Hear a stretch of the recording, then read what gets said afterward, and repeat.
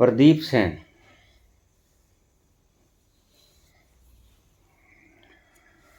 बाबा जी, मंगनी के वक्त लड़के और लड़की को मंगेतर हीरे की अंगूठी क्यों पहनाता है? छोटे छोटे सवाल हैं, उसके बाद हम जपजी साहब का व्याख्यान शुरू करेंगे।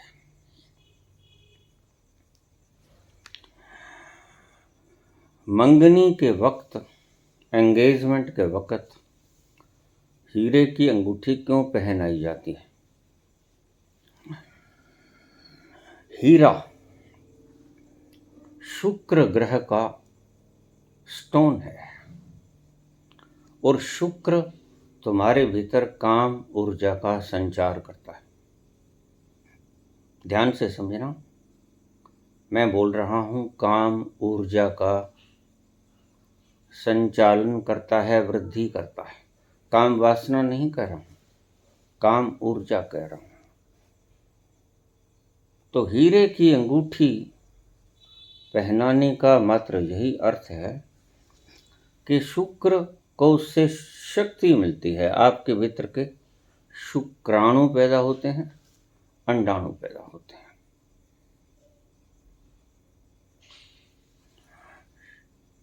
इसमें बढ़ोतरी करता है हीरा नग, हीरा स्टोन।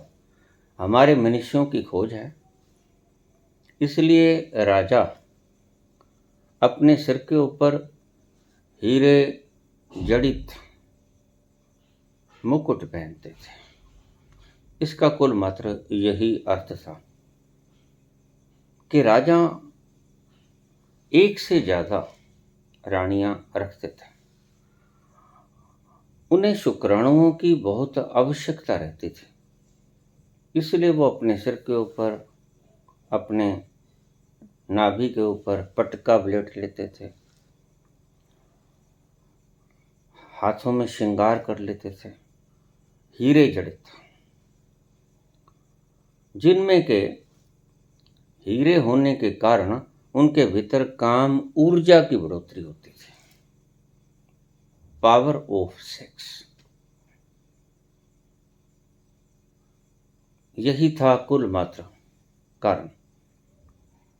हीरा भस्म लोग आज भी खाते हैं, काम ऊर्जा की बढ़ोतरी के लिए। बस यही कुल अर्थ था। इसे शॉर्ट में समझा दिया जाए तो लड़के लड़की को हीरे की अंगूठी पहनाना इसी बात का कारण था कि कैसे इनके भीतर काम ऊर्जा की वृद्धि हो जाए। दूसरा प्रश्न, विमल जैन।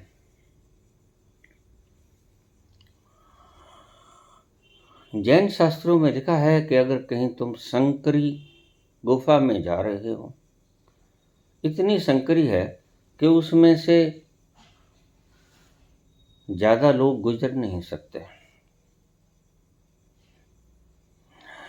ऐसा वेला आ गया, सामने से एक हाथी आ रहा है और हाथी भी बामुश्किल उस गुफा में से निकल पाता है।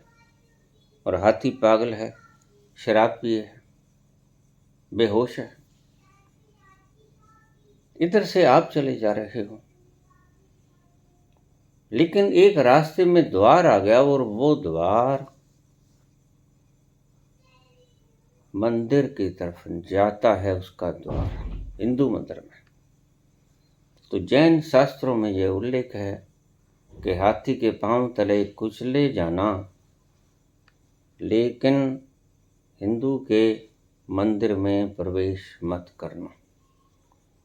और बिल्कुल यही इबारत हिंदू शास्त्रों में भी लिखी है। अगर ऐसा हो जाए, हाथी गुजरता हो,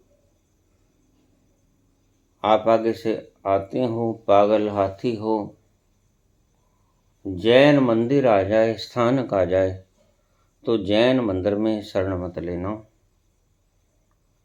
हाथी के पांव तले कुचले जाना, मर जाना। जैन धर्म में मंदिर में मत जाना। इसका क्या अर्थ है? इसका बिल्कुल वही अर्थ है जो भगवान कृष्ण कहते हैं, स्वयं धर्म में मर जाना पर धर्म में मर जाने से श्रेष्ठ कर।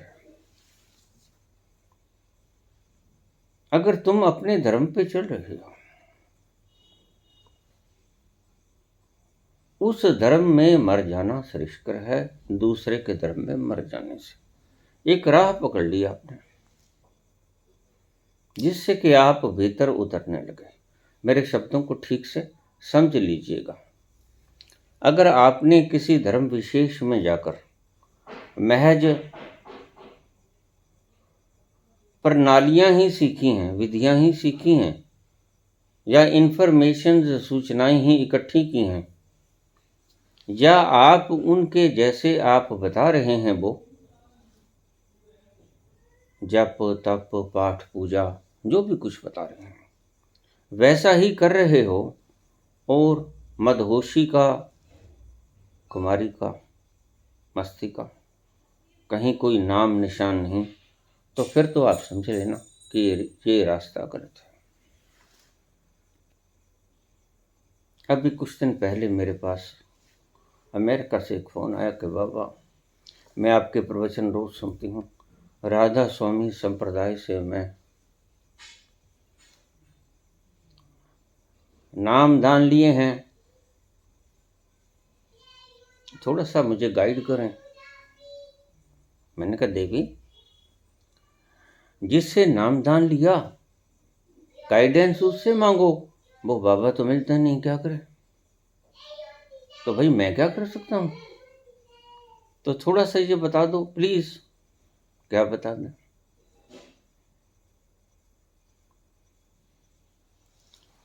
कि ये जो हम नाम दान लेते हैं, काहे लेते हो?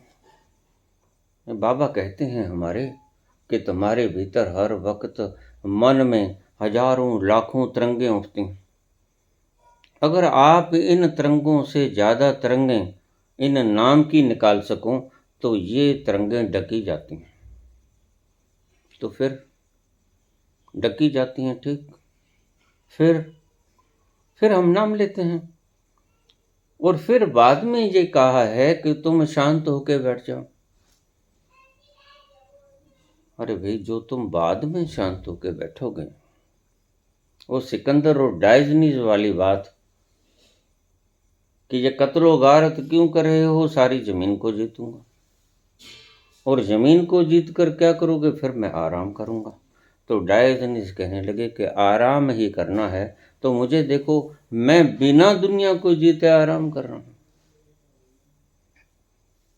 भी अगर आराम से ही बैठना है तो अभी बैठ जाओ, दिक्कत क्या है? ये तो बिल्कुल वैसी बात हो गई कि मन शोर शराबा कर रहा है और तुम जप करके उससे बड़ा शोर शराबा खिलाते हो। मौन में जाने की सबसे बड़ी से बड़ी बाधा है जप। वो आ रहे हैं, सांसों जरा आहिस्ता चलो। वो आ रहे हैं, सांसों जरा आहिस्ता चलो। धड़कनों से भी इबादत में खलल पड़ती है।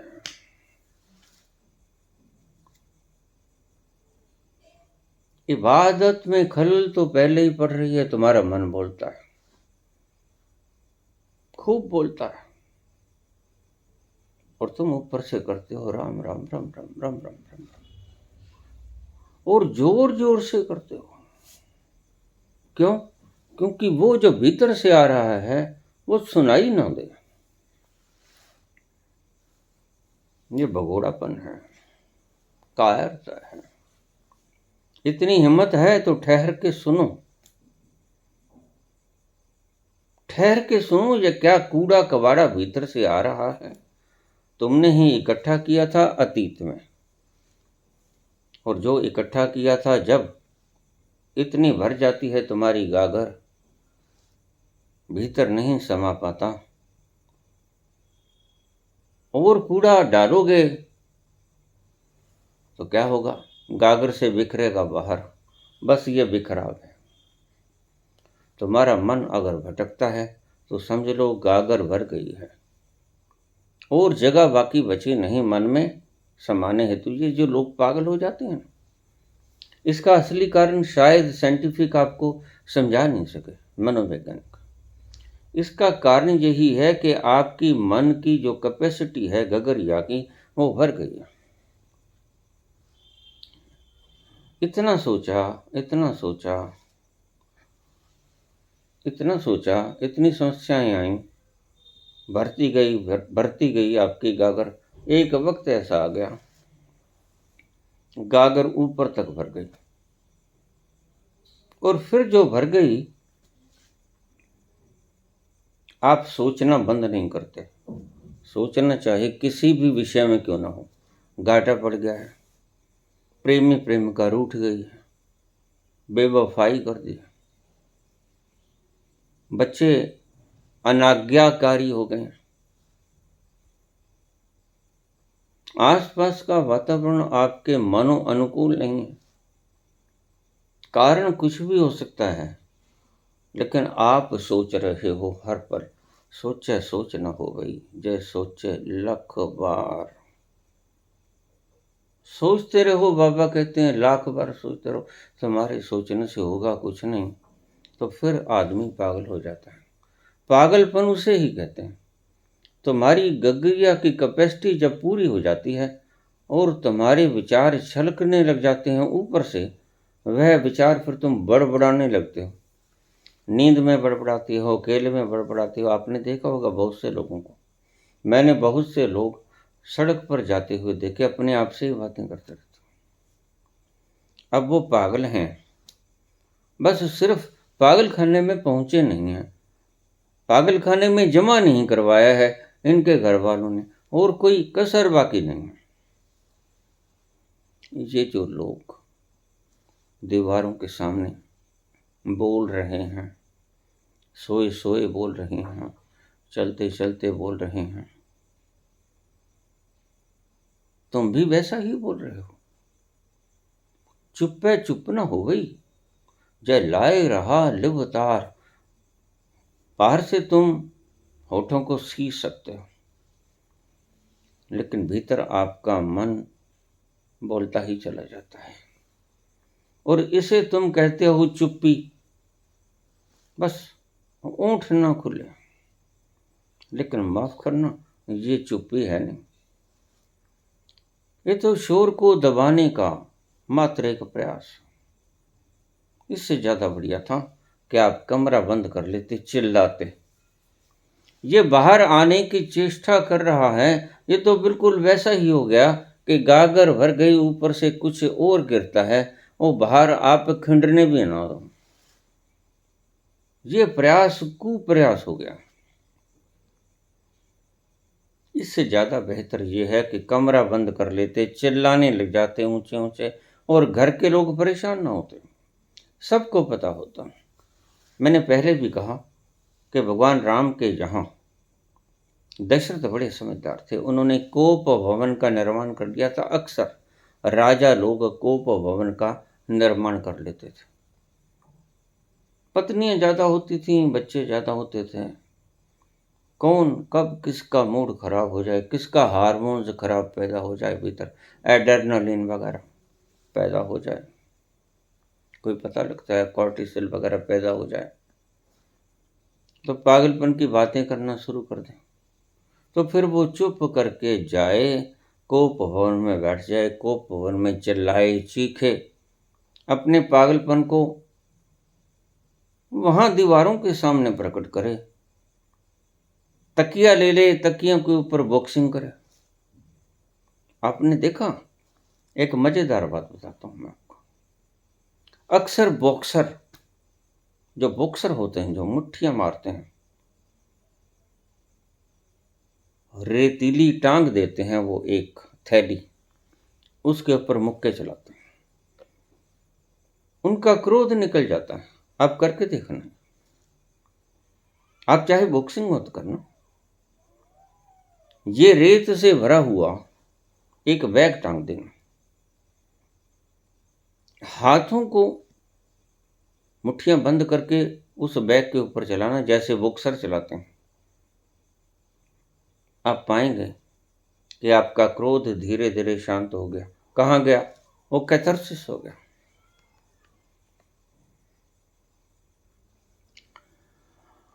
तो गोप वन का निर्माण इसलिए किया जाता था कि जानते थे ऋषि मुनि, सुझाव देते थे राजाओं से कि ऐसा करना, जब किसी का मन खराब हो जाए तो उसे कोप भवन में कैथारसिस करने के लिए भेज देना। चिल्लाओ, चीखो, नाराज हो, गालियां बको,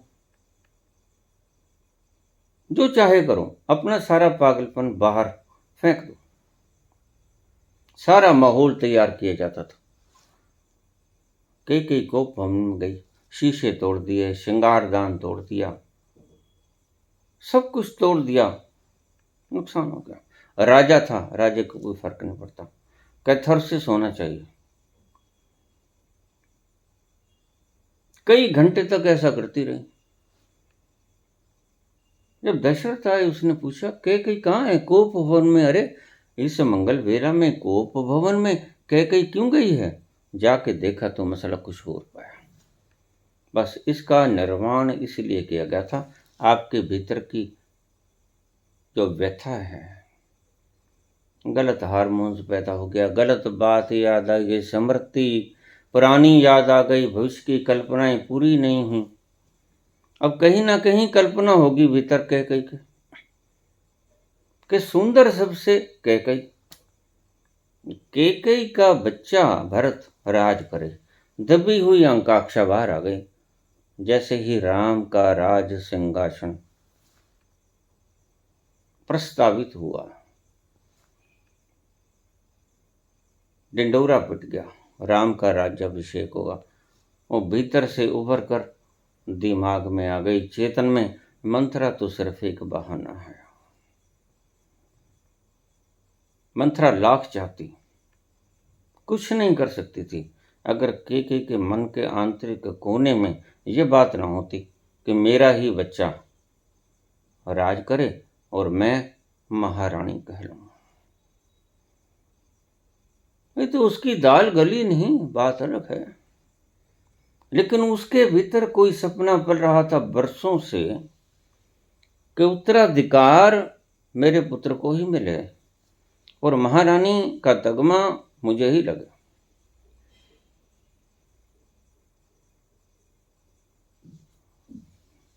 तो आप कैथारसिस करना, दबाना मत, अकेले में कैथारसिस करना,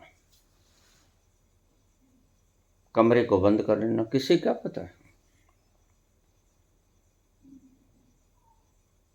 चिल्लाना, मुक्कियां चलाना, सारा गर्दो गुबार, क्रोध सब निकल जाएगा, ईर्ष्या, द्वेष, वैर, वैमनस्य सब निकल जाएगा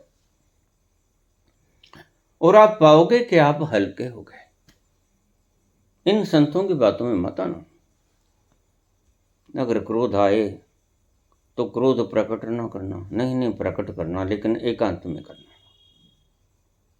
देखिए मेरी बात समझ लेना, क्रोध उस व्यक्ति के ऊपर प्रकट मत करना, क्योंकि क्षणिक है, ये आवेग है, आया है निकल जाएगा, निकलने के लिए ही चेतन में आया है।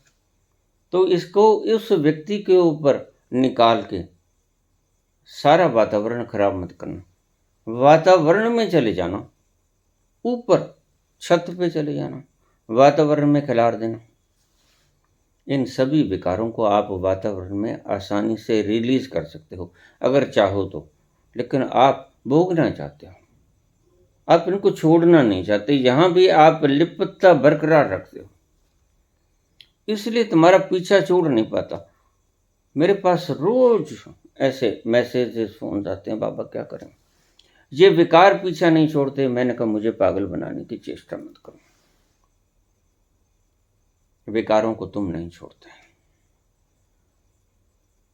बाबा ऐसे कैसे? हाँ ऐसे ही है, तुम मुझे पागल बनाने की चेष्टा मत करो। विकार आप विकारों को पकड़े हुए हैं, विकार तुम्हें नहीं पकड़ते। विकार तो मात्र एक बादल की भांति हैं जो आसमान पे आए चले जाएंगे, गड़गड़ाहट करके चले जाएंगे, बरस के चले जाएंगे, बिना बरसे चले जाएंगे, चले ही जाएंगे, लेकिन आप पकड़ते हो इनको। देख लेना, आप साक्षी बनकर बैठे रहना, आपका विकार कोई कुछ भी बिगाड़ पाए तो मैं जिम्मेवार हूं। आपका विकार कोई कुछ भी नहीं बिगाड़ पाता। अभी कल ही मेरे पास ऑस्ट्रिया से एक फोन आया, बाबा फिर क्या करें, इनका विचार बहुत आते हैं, वासनाएं बहुत आती हैं।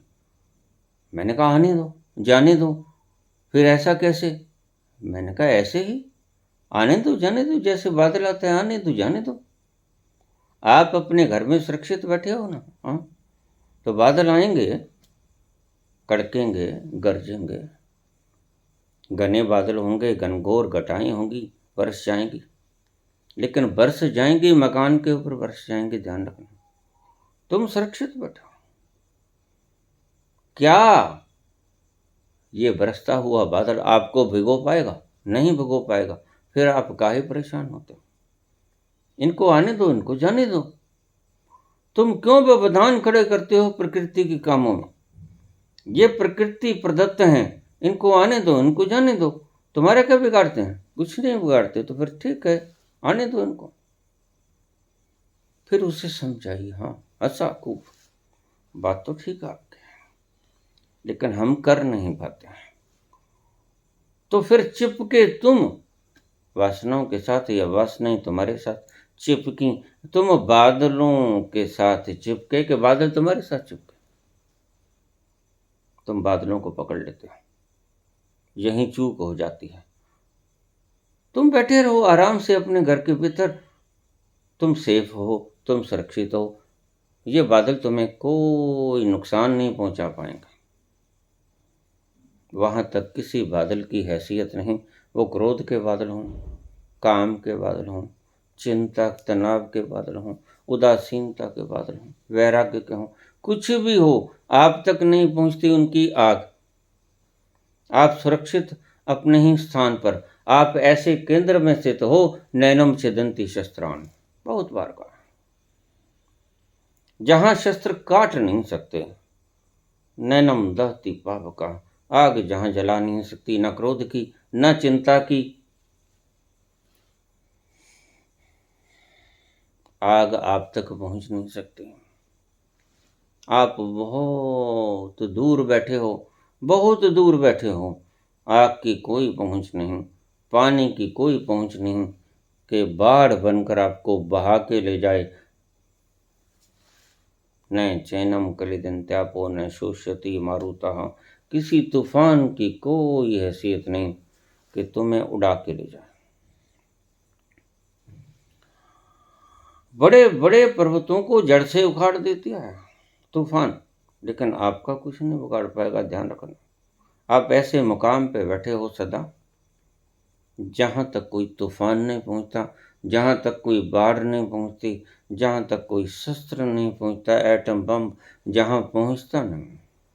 लोग कहते हैं एटम बम के लिए हम निर्माण करेंगे गुफाओं का। मैंने कहा परमात्मा ने ऑलरेडी निर्माण कर दिया है तुम्हारे भीतर, उस स्थिति में चले जाओ।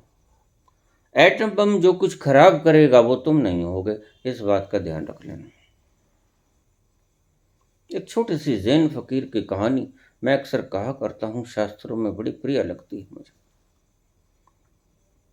किसी मित्र ने उसे इनवाइट किया था, बैठे बातें कर रहे थे, अचानक भूकंप आया। और भी लोग थे। भूकंप देखते ही लोग सीढ़ियों की तरफ भाग गए, जल्दी से निकल जाएं, भूकंप तेज हो जाएगा, इमारत ऊंची है, गिर जाएंगे, मर जाएंगे। एक से एक आगे जल्दी जल्दी निकल गए सभी बाहर, अपने मेहमान की परवाह ही नहीं की। सूफी फकीर को बुलाया गया था, सूफी फकीर वहां बैठा रहा। थम गया भूकंप, सभी ने देखा कि थम गया भूकंप। चलो ऊपर चले। ऊपर गए तो भिक्षु फकीर वैसे ही बैठा। अरे मित्र, हम तो भूल गए थे, आप क्यों नहीं भागे? हम सभी भाग लिए, आपको मृत्यु से भय नहीं लगता? कहता लगता है। फिर आप भागे क्यों नहीं? कहता मैं भी भागा। आप बाहर की तरफ भागे, मैं भीतर की तरफ भागा। आप जो मुकाम जानते थे सुरक्षित उधर भागे, मैं जो मुकाम जानता था सुरक्षित उधर भागा। मैं जानता हूं अपने भीतर उस मुकाम को जहां कोई भूकंप कोई असर नहीं करता, जहां कोई थर थराहट बाहर की असर नहीं करती, जहां कोई आग नहीं पहुंचती, जहां कोई शस्त्र नहीं पहुंचता। मैं उधर उतर गया, भागा तो मैं भी, दिशाओं का फर्क था। भागे आप भी, दिशाओं का फर्क था। आपसे बिल्कुल विपरीत दिशा में मैं भागा, लेकिन भागा। मैं अपने भीतर भागा। अब आप आए हो तो आपने मुझे हिला के जगा दिया। बस जो जिसको पता है उधर ही भाग लेता है।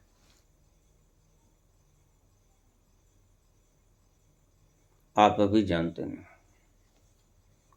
अभी जानते नहीं, एक तल आपके ही भीतर है। वो कवच की तरह है। लोग मुझे कहते हैं ये भूत प्रेत पिशाच, ये संगारने वगैरह से बचने का ढंग। मैंने कहा अपने भीतर उतर जाओ, सबसे सुंदर ढंग है। जिसको तुम बचाना चाहते हो वो तो बचा कर भी बचा ना पाओगे। एक दिन वो खंड जाएगा, माटी हो जाएगा, पुतला है, स्कैटर हो जाएगा, बिखर जाएगा, इंटेग्रेट हो जाएगा, बिखराव हो जाएगा। सभी तत्व सभी तत्वों से अलग अलग होकर उनमें मिल जाएंगे। फिर आप क्या करोगे? बचे तो आप फिर भी रहोगे।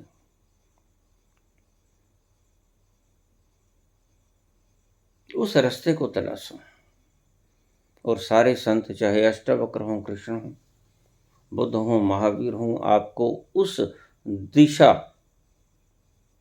और उस दशा में ले जाने के लिए हैं जहां कोई तूफान आपको डराता नहीं, जहां कोई चिंता आपकी रात की नींदें खराब नहीं करती, जहां कोई फिक्र आपके दिन के चैन को छीनता नहीं, आपके दिन की भूख को छीनता नहीं। उस तल पे पहुंच जाते हैं, कृष्ण भीतर उतर जाते हैं। संसारिक लोग बाहर भाग जाते हैं। एक बड़ा पड़ाव है। आप अपने भीतर उतरो, सत्य में उतरो। सत्य में उतरे तो फिर कभी बाहर भागने की आवश्यकता नहीं पड़ेगी।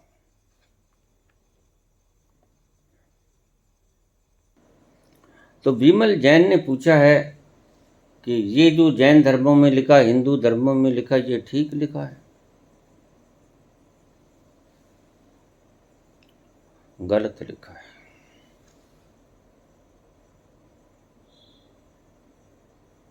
क्योंकि जिसे पता है कि ये मंदिर हिंदू मंदिर है, वह अभी उस तल पे पहुंचा जहां जाकर हिंदू और जैन और बौद्ध और मुस्लिम और ईसाई और सिख का भेद मिट जाता है। जहां बस तुम होते हो, कैवल्य की स्थिति में एक अकेले होते हो, दूसरा कोई नहीं होता।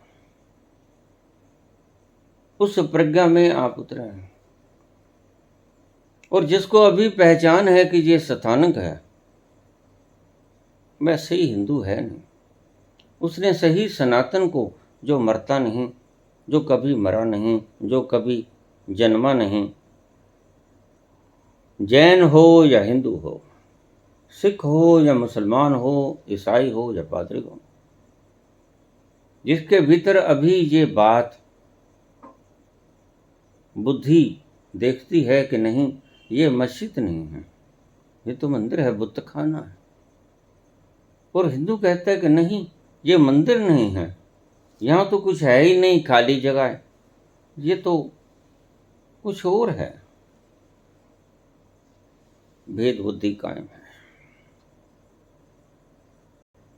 और यही भेद बुद्धि सभी दुखों का कारण है।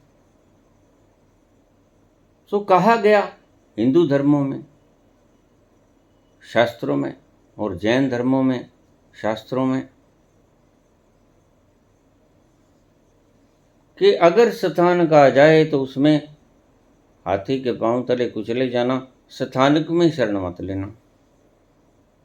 और हिंदू धर्म आ जाए, कोई मंदिर आ जाए, तो आप मंदिर में मत जाना, हाथी के पांव तले कुचले जाना। ये वेद बुद्धियों के, पागलों के बनाए हुए नियम थे। ये नियम ठीक नहीं है। इन्हीं भेद बुद्धियों के निर्माताओं ने कभी सोचा भी नहीं था कि हम इंसान को कितनी गंदगी सौंप के जा रहे हैं।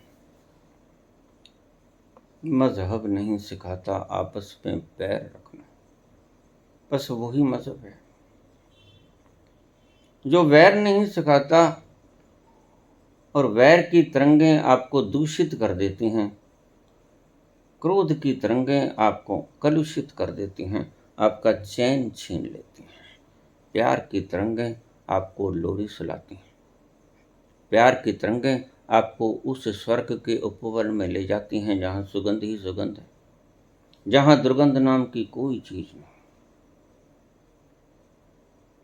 अगर भेद बुद्धि अभी बनी रही कि ये स्थानक है और ये मंदिर है और ये मस्जिद है और ये बुत खाना है, तो समझो तुम जीते जागते चलते फिरते नरक हो कुंभी पाक।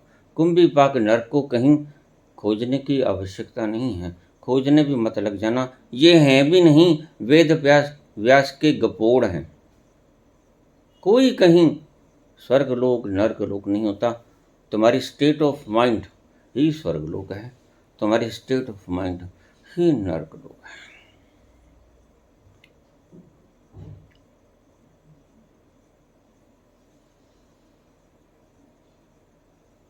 तो बोलने लगे वो जिन्होंने नाम लिया था कि हमारे गुरु कहते हैं बहुत सी तरंगे निकलती हैं, तो तुम अगर नाम जप करोगे तो वो तरंगे ढक जाएंगी। मैंने कहा हाँ बिल्कुल ठीक है। गोबर पड़ा है, अगर गंदगी पड़ी है, मल मूत्र, तो उसको हटाने का काम मत करो।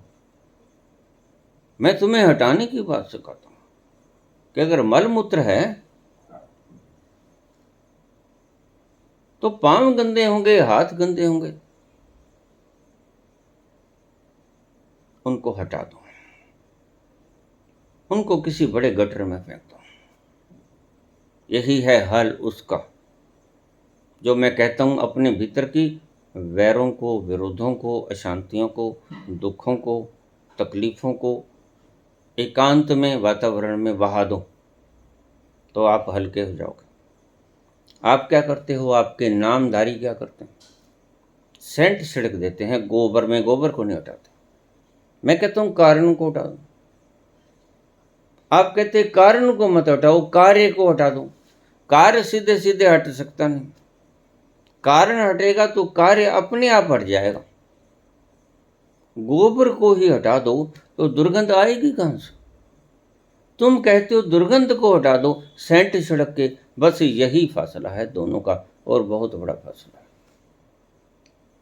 तुम कहते हो गोबर को पड़े रहने दो, बढ़िया सा महारानी संदल का सेंट छिड़क दो, या गुलाब छिड़क दो, गेंदा मोतिया चमेली कुछ ही छिड़क दो, खुशबू आएगी?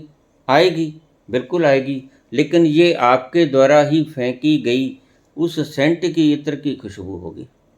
माफ करना, ढक दोगे आप गोबर की बदबू को, दुर्गंध को ढक दोगे, इससे ज्यादा आप कुछ नहीं कर सकते। मैं आपके कैंसर के फोड़े को चीरा लगाना चाहता हूं, और आप अपने कैंसर के फोड़े के ऊपर एक बड़ी सी पट्टी डालकर छुपा देना चाहते हैं, लेकिन आपको पता नहीं, ये कैंसर का फोड़ा भीतर ही भीतर बढ़ेगा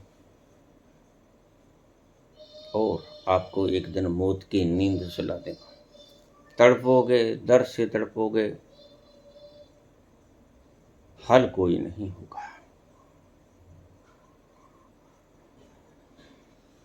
इलाज करो, इस फोड़े को चीरा लगाओ, इस गोबर को गटर में बहा दो, जगह को साफ कर दो शुद्ध पानी से, ऊपर छिड़क दो सेंट अगर छिड़कना है, गोबर के ऊपर मत छिड़को। आपके गुरु आपको यही सिखाते हैं। ये लो नाम, इसको जपते रहो, उससे कुछ नहीं होता। 20 साल बीत जाते हैं, 10 साल बीत जाते हैं, 30 बीत जाते हैं, उम्र बीत जाती है, कितनी उम्रें बीत जाती हैं, आपको वो आनंद की फुहार आती है, आपको वो घेरता है मस्ती का आलम, आपको वो खुमारी घेरती है बाबा नानक की, आपको कबीर की फकीरी में स्थिति प्रकट आती है। आप अपने आसपास सफीर पर घटती हुई घटनाओं को देख पाते हो स्थिति प्रज्ञ होके, जो कृष्ण कहते हैं। नहीं, आप कुछ भी नहीं कर पाते। क्यों नहीं कर पाते? क्योंकि आप अपने केंद्र पर स्थित नहीं। यही है दुविधा, और बार बार समझाता हूँ, और बार बार आपको सभी संत समझाते हैं, यही समझाते हैं।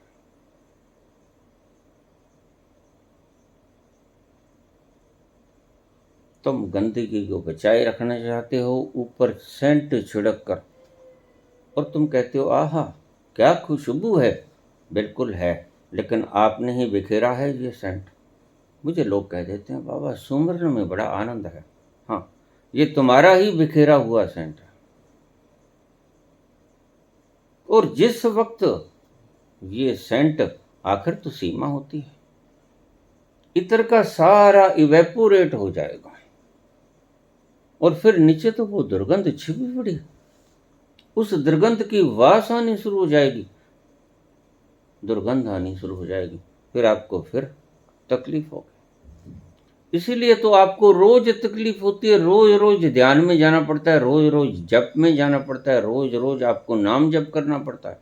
काहे जो सेंट छिड़का था नाम का, वह हवा में उड़ गया, और अगले दिन उठते हो फिर वही मुर्द घाट की तरह आपके मुखड़े होते हैं। कोई चेहरे पे खुशी का भाव नहीं होता, कोई हृदय में खुशी का उफान नहीं होता, कोई हृदय में शांति और आनंद की गुहार नहीं लगती, किसी प्रकार की खुमारी का उपवन वहाँ प्रकट नहीं होता, भीतर का नृत्य छलकता नहीं, प्राण झूमते नहीं। तुम इसी गंदगी में पड़े रहते हो, इसी गंदगी में आते हो और इसी गंदगी में विदा हो जाते हो।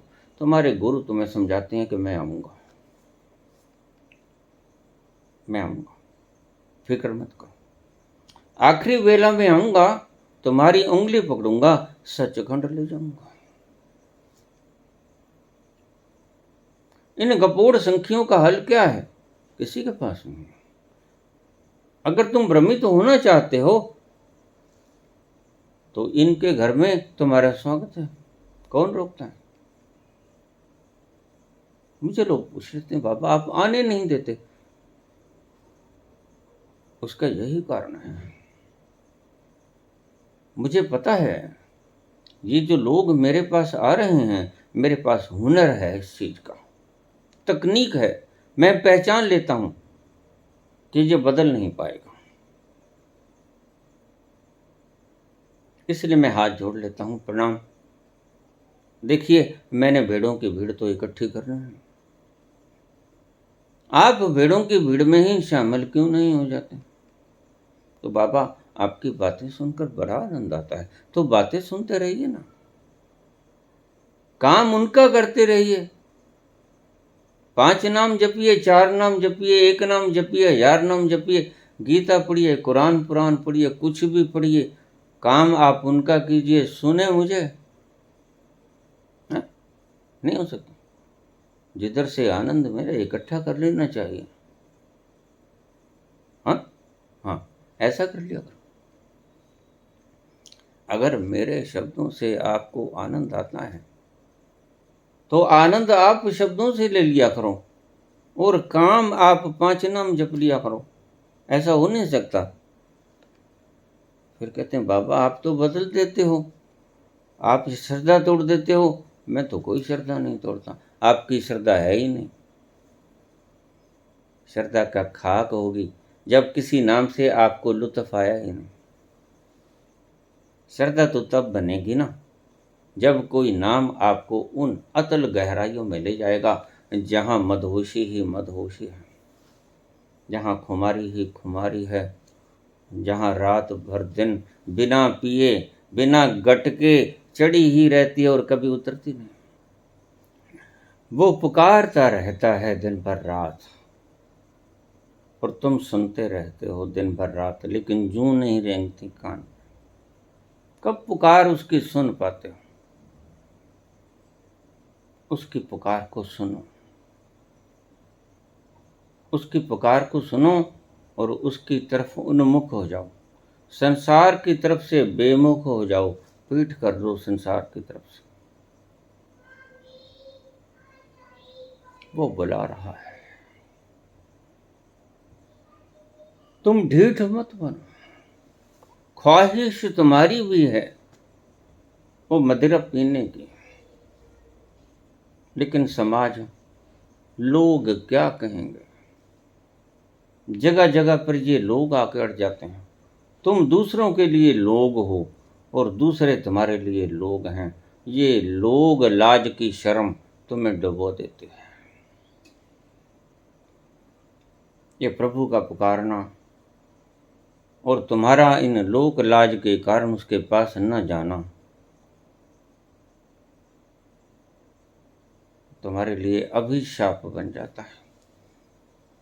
मीरा इस अभिशाप से मुक्त हो गई। मीरा ने छोड़ दिया महल, मीरा नंगे पांव दौड़ पड़ी और नाची पद घुंघरू बांध कर। वह पुकार रहा है, वहां जाना है, लेकिन तुम आखिर जैसे आते हो वैसे ही चले जाते हो।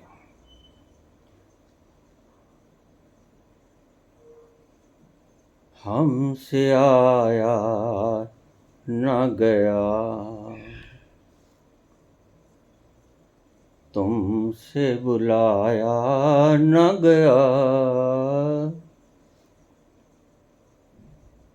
फासला प्यार में दोनों से मिटाया न गया।